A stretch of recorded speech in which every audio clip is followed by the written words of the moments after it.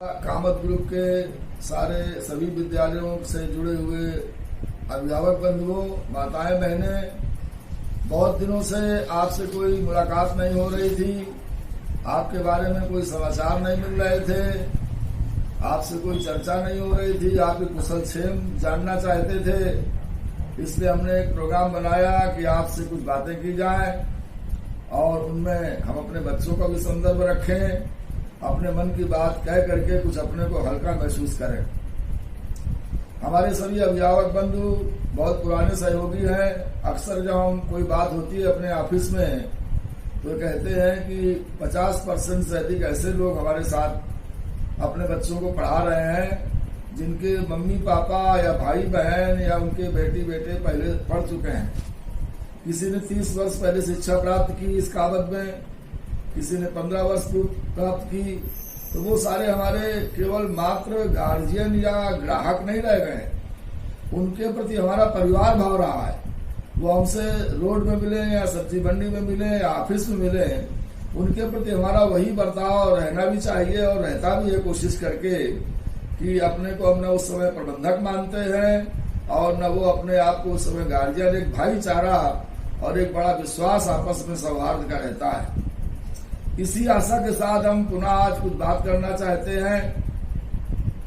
पहले तो हम आप सभी के अच्छे स्वास्थ्य की शुभकामना करते हैं और ईश्वर से प्रार्थना करते हैं कि प्रभु की कृपा बनी रहे हम सब कामत परिवार पर।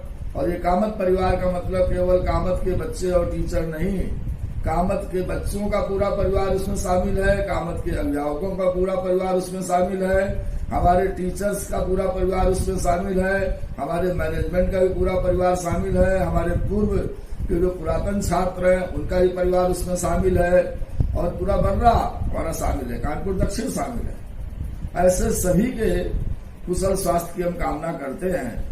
वैसे तो हमारी संस्कृति सर्वे भवन्ति सुखिना सर्वे सन्तु निरामया में विश्वास रखती है और हम भी उसी के पक्षधर हैं, लेकिन फिर भी एक अपनत्व तो रहता ही है। किसी के साथ हम दुख भी प्रकट करना चाहते हैं, मैनेजमेंट की ओर से सहानुभूति प्रदर्शित करना चाहते हैं। यदि हमारे कामत के संपूर्ण टीचर के परिवार में या किसी अभिभावक के परिवार में कोई कमी हुई हो, कोई दुखद समाचार हुआ हो, तो उसके प्रति हमारी संवेदना है, हम शोक प्रकट करते हैं और केवल कोरा दुख प्रकट नहीं करते हैं। कामत मैनेजमेंट इसी अवसर पर एक घोषणा भी करता है कि अगर कोई बच्चा हमारे विद्यालय का छात्र है और वो बेसहारा हो गया है और उसके मम्मी पापा या कोई सहारा नहीं है, तो उसकी निःशुल्क शिक्षा कामत मैनेजमेंट द्वारा दी जाएगी।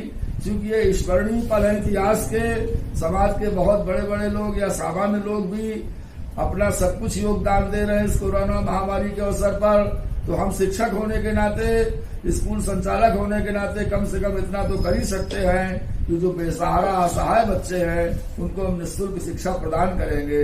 अगर कोई ऐसी सूचनाएं हो तो स्कूल खुलने पर आप हमें देंगे, हमारा उनके साथ पूरा सहयोग और सहानुभूति रहेगी। हमारे अभिभावक बंधुओं से हमें थोड़ी अपने मन की बात कहनी है शिक्षक होने के नाते, और वो विचारणी होगी, आपको भी विचार करना होगा उस पर। और जैसे मनुष्य के जीवन में सबसे बड़ी जरूरत है स्वस्थ जीवन की, और स्वस्थ जीवन को रखने के लिए 3 चीजों की आवश्यकता होती है। एक प्राणवायु जिसको ऑक्सीजन के नाम से इस समय आप सुन रहे हैं, दूसरा पानी वाटर, और जिसको देखते हैं कि जल की कोई बूंद बर्बाद न करें आप, राष्ट्रीय अभियान चल रहा है। पानी के बाद तीसरी जरूरत हमारी जो है वो है भोजन। तो अगर पशु पक्षी की श्रेणी में कोई आते हैं तो वो तो अपना भोजन अपने प्राकृतिक रूप से ढूंढ लेते हैं और प्रकृति के द्वारा जो भी उनको मिला, घास चारा या जो भी वनस्पतियां, उससे अपना जीवन यापन कर लेते हैं। लेकिन मनुष्य को तो भोजन चाहिए अपने अनुसार, और उस भोजन का अर्थ है आजीविका, जिसको इंग्लिश में हम लिवलीहुड कहते हैं। तो हमारा पहला बिंदु ये है कि how to get our livelihood, how to earning our life. एक पहले फार्मूला दिया था हमारे कल्याण सिंह मुख्यमंत्री जब आए थे कि प्रत्येक छात्र को इस समाज में केवल लर्न नहीं करना, लर्न के साथ अर्न करना है, लर्न विथ अर्न और अर्न विथ लर्न। और जब उसको अर्निंग करना, जैसे कोई विद्यार्थी होते हैं ट्यूशन भी पढ़ाते हैं और पढ़ते भी हैं, शायद हम लोगों ने भी ऐसे किया है कि एक साथ हमने अर्निंग की ट्यूशन कोचिंग से कुछ अपना उपार्जन किया और एक साथ हमने पढ़ाई भी की, उसी समय कंपटीशन की तैयारी की और स्कूल की तैयारी की। तो लर्न विथ अर्न की हमें बात अपने बच्चों को समझानी है, हमें भी प्लानिंग में रखनी है। क्योंकि महंगाई का वक्त है और ये देश अभी अर्ध विकसित है, विकासशील है, तो केवल एजुकेशन से काम नहीं चलता जब तक हमारे पास जॉब नहीं है या सर्विस नहीं है या कुछ सहारा नहीं है लिवलीहुड का। तो हम ये बिंदु इसलिए डेवलप कर रहे हैं कि जब हम अर्निंग की बात करते हैं, आजीविका प्राप्त करने की बात करते हैं, क्योंकि जीवन अगर हमने बचा लिया अपने को, तो फिर उसके बाद भोजन कहाँ से मिलेगा? और भोजन मिलेगा किसी जॉब से और किसी आजीविका के माध्यम से। तो उसके लिए हमें कोई हुनर चाहिए, कोई विद्या चाहिए, ज्ञान चाहिए, शिक्षा चाहिए।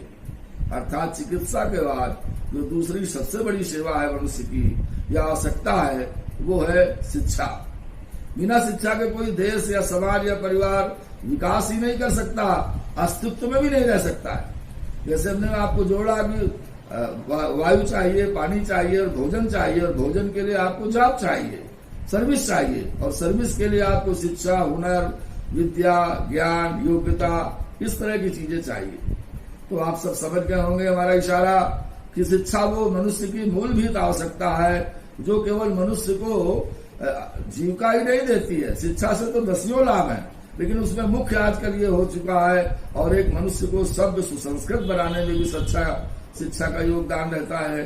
एक मनुष्य को अच्छा आचार विचार और अच्छा व्यवहार करने के लिए भी शिक्षा की आवश्यकता है। तो आज हमें शिक्षा की उपयोगिता पर और उसके महत्व पर नहीं बोलना है। आप सबको पता है कि आप सबसे पहले अपने गाढ़े खून पसीने की कमाई से बच्चों की फीस देते हैं और अच्छा से अच्छा स्कूल चुनते हैं, प्रॉपर ट्यूटर और ट्यूशन ढूंढते हैं और आप ध्यान देते हैं। आप अच्छे हैं, लेकिन थोड़ी सी बात इसमें बदल रही है कि पहले ये सब व्यवस्था स्कूलों में, कक्षाओं में होती थी और स्कूल को फीस पे करके आप स्कूल के सहारे हो जाते थे। अगर स्कूलों में छुट्टी हो जाती थी कुछ लंबी, किसी कारण से, त्योहारों की और किसी वजह से, तो माताएं बहनें गार्जियन कहते थे कि बच्चे बड़ा उधम कर रहे हैं घर में और कैसे कब स्कूल खुलेगा, इनको स्कूल भेजना बहुत जरूरी है, घर में तो ये पढ़ते ही नहीं है। अब ये लगातार हमारे कक्षाएं और स्कूल बंद है पिछले वर्षों से और आगे भी स्थिति अच्छी नहीं है।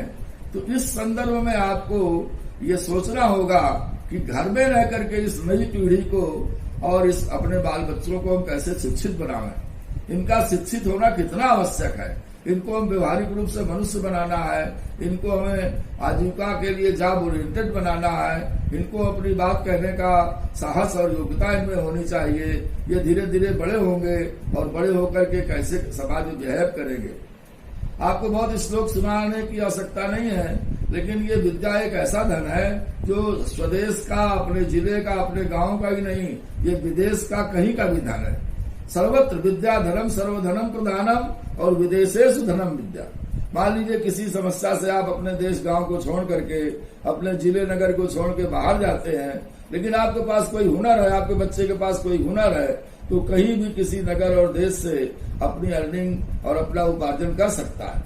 लेकिन यदि हुनर नहीं है, शिक्षा नहीं है, उसके पास कोई काबिलियत नहीं है, तो बहुत फिर वही है, मैनुअल लेबर करके हम अपना भोजन कमा सकते हैं। हम बुद्धिजीवी बन करके, अपने इंटेलेक्ट को डेवलप करके, अपनी योग्यता को डेवलप करके कमा सकते हैं, या फिर हम शरीर हमारे भगवान ने दिया है तो शारीरिक लेबर और श्रम करके हम कमा सकते हैं। लेकिन शारीरिक श्रम करके कमाने की एक सीमा है, उसका भी शोषण हो रहा है आजकल। तो हम अपने बुद्धि के द्वारा, विद्या के द्वारा अर्निंग की बात सोचेंगे तो हमें लगेगा कि इन बच्चों को पढ़ाना बहुत जरूरी है। कुछ बातें इतिहास की आपको उल्लेख कर दें। आज एक बार जर्मनी और इंग्लैंड के बीच द्वितीय विश्व युद्ध के बाद युद्ध चल रहा था, बहुत कम स्थान ऐसे थे, बम्बार्डिंग हो रही थी लगातार जर्मनी के द्वारा, लगातार बम्बार्डिंग, बम फेंके जा रहे थे, धमाके हो रहे थे। तो कुछ स्थान ऐसे बैंकर्स टाइप जो जमीन के अंदर बनाए गए थे, फोर्ट टाइप, तो उसमें कुछ लोगों को 1000, 2000, 4000 लोगों को सुरक्षित रखा जा सकता था। तो चर्चिल से पूछा गया, मंत्रालय ने पूछा उनके मिनिस्टर्स ने कि भाई किस तबके को बचाया जाए, हमारे पास 1000, 2000 लोगों को सेव करने की, प्रोटेक्ट करने की जगह है, ज्यादा जगह नहीं है, तो किस मेजॉरिटी को हम बचावें। तो चर्चिल ने यही कहा कि सबसे पहले आप बच्चों को बचाइए और फिर शिक्षक को बचाइए। बंधुओं, ये बात चर्चिल ने बहुत सोच समझ के कही होगी, जो इतिहास में उल्लेखित है कि बच्चे हमारे नई पीढ़ी, भावी पीढ़ी, और हम जगह जगह पढ़ते हैं कि भावी पीढ़ी हमारे राष्ट्र का कर्णधार है। हम लोगों ने जो जीवन जी लिया या जिस तरह से हो गया, लेकिन हमारे किसी भी तरह अपनी नई पीढ़ी को प्रोटेक्ट करना है, सुशिक्षित करना है। और इसी तरह वो नई पीढ़ी सुशिक्षित कैसे होगी? एक महत्वपूर्ण इकाई है शिक्षक, क्योंकि शिक्षक के द्वारा डॉक्टर, इंजीनियर और कोई भी हुनर, कोई भी योग्यता शिक्षक ही सिखाता है, तब वो अपनी योग्यता को आगे बढ़ाता है। तो एक महत्वपूर्ण इकाई है हमारे समाज में बच्चे और शिक्षक। हम आपको यहाँ एक प्रकृति की ओर एक बात बताना चाहेंगे। हमेशा देखा गया है कि कहीं आगजनी होती है, कहीं कोई मकान गिरता है, कहीं कोई भूकंप आता है, कहीं कोई चट्टानें फटती हैं, तो प्रायः देखा गया है कि सब लोग तो खत्म हो गए, लेकिन बच्चे बच गए। बच्चा इतनी दूर से ऊंचाई से गिरा, लेकिन बच्चा बच गया। बच्चा इतने अंदर नलकूप में गिरा, लेकिन बच्चा बच गया। अर्थात प्रकृति भी, कोई पशु होता है आदमियों को, बड़े लोगों को मारता है, लेकिन बच्चे को बचा देता है। कभी आप किसी बच्चे को मारते हुए न देखा होगा, भले ही बच्चा अपने आप गिर जाए। तो बच्चे को प्रोटेक्शन हमारा मनुष्य ही नहीं, प्रकृति भी प्रदान करती है। तो केवल उसके जीवन को बचाना जरूरी नहीं है, उसको एजुकेट करना जरूरी है। जैसे हमारे कामत का अपना संकल्प है कि first we educate our children, secondly we civilise our children. Culture भी सिखानी होगी, शिष्टाचार भी सिखाना होगा। तो हम कहना ये चाहेंगे अंतिम बात कि अपनी घर को ही हम पाठशाला बनाएं। आज जरूरत है मित्रों कि अपनी घर को पाठशाला बनाएं और घर के हम शिक्षक बन जाएं। तो हमेशा तो शिक्षक नहीं बन सकते। हम एक बात कह सकते हैं कि अपने घर को हमने आनंद भवन बना रखा है, एंजॉयमेंट का सेंटर। ये अच्छी बात है, घर में तो एंजॉयमेंट होना ही चाहिए, हमारा घर आनंद भवन भी होना चाहिए। लेकिन हम ऐसा कुछ नियम बनावे, जैसे परिवार पाठशाला, प्रथम पाठशाला है किसी बच्चे की और माँ और पिता उसके प्रथम शिक्षक हैं। इस बात को ध्यान में रख करके हम घर को पाठशाला बनाएं। और केवल एक छोटी सी बात हमारी ध्यान में रखें कि 2 घंटे सुबह और 2 घंटे शाम, अर्थात हम 4 घंटे अपने बच्चों को नियमित रूप से पढ़ाने की योजना बनावें, पढ़ाने में सहयोग करें, पढ़ाने का प्रबंध करें। अगर ऑनलाइन टीचिंग चल रही है स्कूल से, तो ऑनलाइन टीचिंग में पूरा सपोर्ट करें। ये बहाना अब ढूंढने का समय नहीं रह गया, जो पिछले वर्ष हम अभिभावकों का बहाना समझ कहें या उनकी बात का हम स्वीकार करते हैं, उनकी आलोचना नहीं करते हैं कि साहब हमारे यहाँ मोबाइल नहीं है, सर हमारे यहाँ मोबाइल में बच्चे पढ़ते नहीं है, समझ में नहीं आता है। अब ये बहाना, ये अवसर नहीं रह गया कहने का। चूंकि अगर कक्षाएं चलने की, स्कूल चलने की उम्मीद हो, तो ये हम आशा कर सकते हैं कि चलो भाई अभी नहीं, जुलाई में पढ़ाई होगी। जब पिछला वर्ष ऐसे निकल गया और आगे भी यही हो रहा है, तो हमें अपने घर को पाठशाला बनाना होगा और 4 घंटे प्रत्येक बच्चे को, नर्सरी क्लासेस को छोड़ के, पीजी वालों को छोड़ करके, उनके लिए तो 1 घंटा ही बहुत है, वो तो लाड़ प्यार में ही पढ़ लेते हैं, उनका कोर्स अलग होता है। लेकिन अन्य सभी क्लासों को हम कहेंगे कि सुबह का मतलब 6 बजे से 12 बजे तक होता है। सुबह कोई भी टाइम आपकी सुविधानुसार हो सकता है, और शाम का मतलब होता है 4 बजे से 8 बजे तक। कोई भी 2 घंटे आप सुबह और 2 घंटे शाम को जरूर सिलेक्ट करें, डिसाइड करें, संकल्प लें कि हमें 4 घंटे अपने बच्चों को पढ़ाना ही है। भले ही स्कूल से ऑनलाइन क्लासेस नहीं भी हो रहे हैं, तो भी पढ़ाना है। और उसके लिए मोबाइल का प्रबंध, सीमित कापी किताबों का प्रबंध हमें करना है।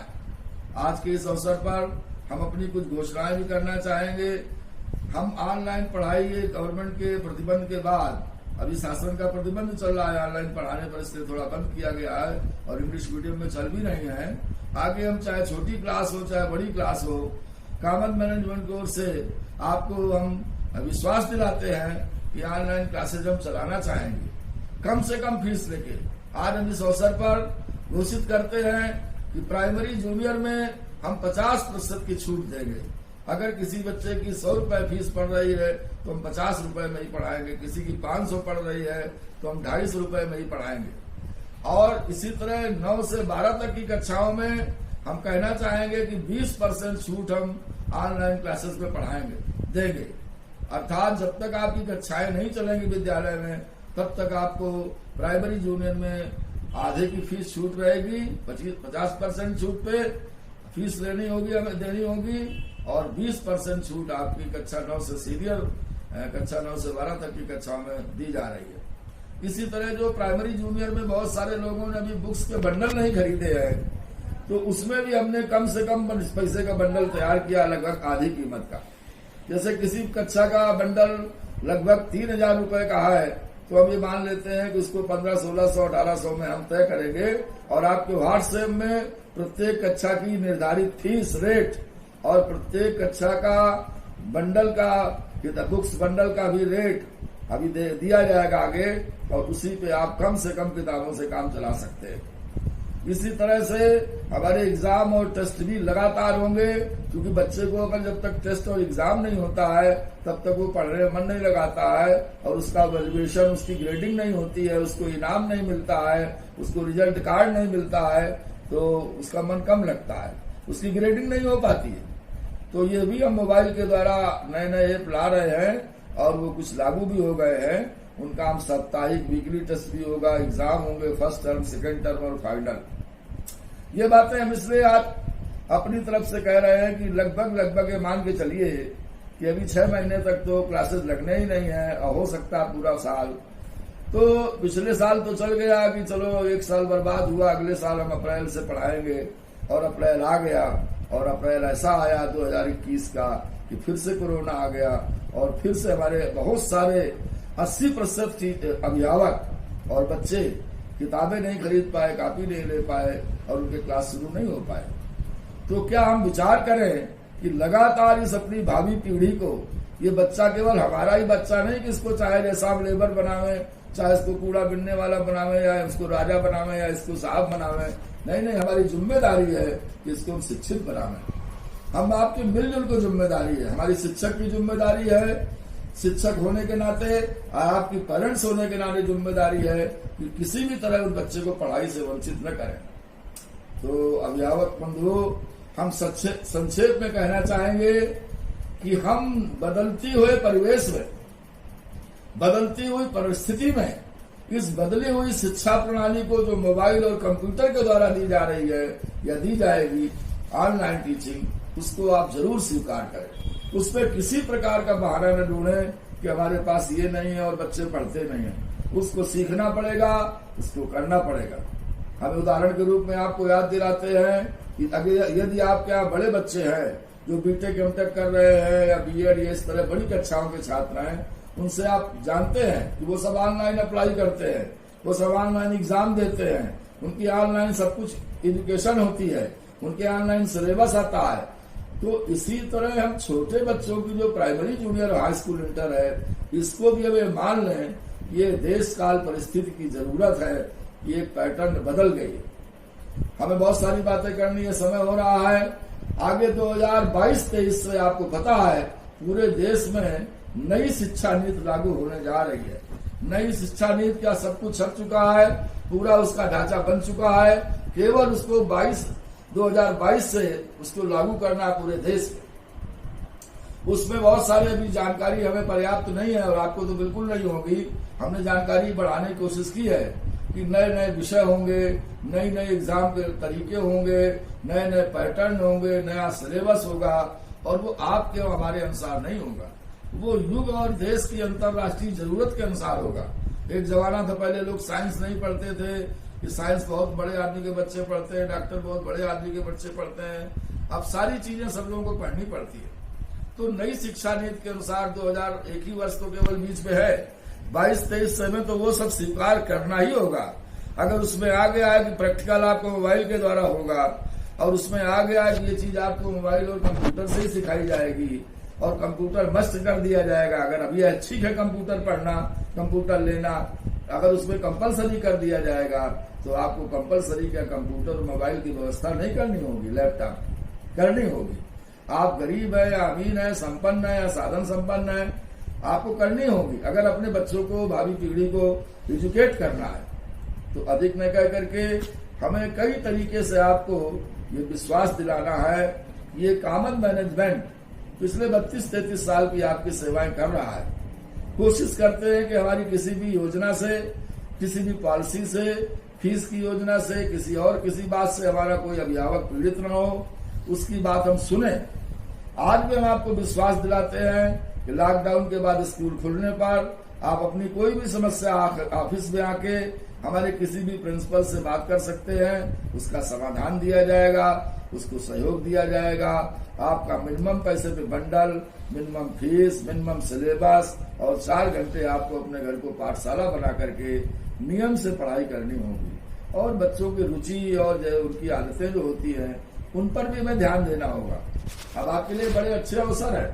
लोग कहते हैं कि लॉकडाउन में हमें ये लाभ मिलता है, ये सब देखने को मिला, बच्चे फैमिली की आदतें, बच्चों की मिक्सा, बच्चों की बातें हमने सुनी, घर में ज्यादा से ज्यादा समय दिया, पहले नहीं देते थे, तो वो भी आपको मालूम हुआ। तो आप अपने बच्चों को ऐसी आदतों का निर्माण करें कि जो आपके लिए लायक हो, अनुकूल हो।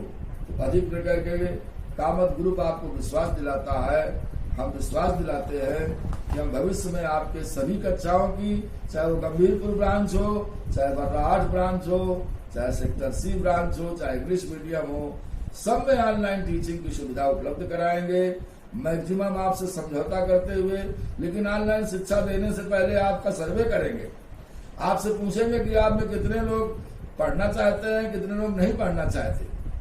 और अपने शिक्षकों से भी कहेंगे इस अवसर पर कि उनके पास अगर 24 घंटे का समय है तो 4 घंटे समाज और बच्चों को पढ़ाने में लगावें, कुछ निष्काम भाव लावें, निष्काम सेवा करें। और अपने अभिभावकों से भी कहेंगे कि बच्चों को समझावें कि 24 घंटे हमें अपने आनंद भवन में आनंद लेना, एंजॉय करना है, लेकिन 4 घंटे तो कम से कम शिक्षा के लिए देना है, संस्कारों के लिए देना है। और शिक्षा के बड़े आयाम हैं, बहुत सारी बातें जो केवल बातों में और कहानियों के द्वारा और बहुत सारी चीजों अभिभावकों के द्वारा सिखाई जा सकती है। शिक्षा केवल वही नहीं है जो कक्षाओं में पढ़ाई जाए विषय ज्ञान, उनको व्यवहारिक ज्ञान में देना चाहिए। अन्य बहुत सारी बातें हैं, न कह करके संक्षेप में आपसे कहेंगे कि जो मोबाइल की समस्या आप लोग बता देते हैं कि हमारे पास मोबाइल नहीं या एक है या जानते नहीं है, उसका प्रबंध आप जरूर करेंगे और अपने इस भावी पीढ़ी को शिक्षित और सभ्य बनाने में सहयोग करेंगे। ये बच्चा केवल आपका नहीं है, हमारा है, समाज का है और राष्ट्र का है। इसको अच्छा उन्नत बनाने में हमारा विशेष योगदान होना चाहिए। स्वास्थ्य के बाद शिक्षा को हमें प्राथमिकता देनी ही चाहिए। अधिक कह करके एक बार फिर से सबके अच्छे स्वास्थ्य की कामना। और हम बंधुओं कोशिश करेंगे कि अगले दिनों में हम आपसे लगातार 15 दिन में, 1 हफ्ते में, 20 दिन में जुड़े रहें और अपने को भी एक्टिव रखना चाहते हैं, अपने ग्रुप को, और आपको भी एक्टिव रखना चाहते हैं। इसी आशा से आपसे बात करते रहेंगे। कुछ हमने अनुचित कहा हो तो उसके लिए क्षमा चाहते हैं। मकसद हमारा समझ गए होंगे। धन्यवाद।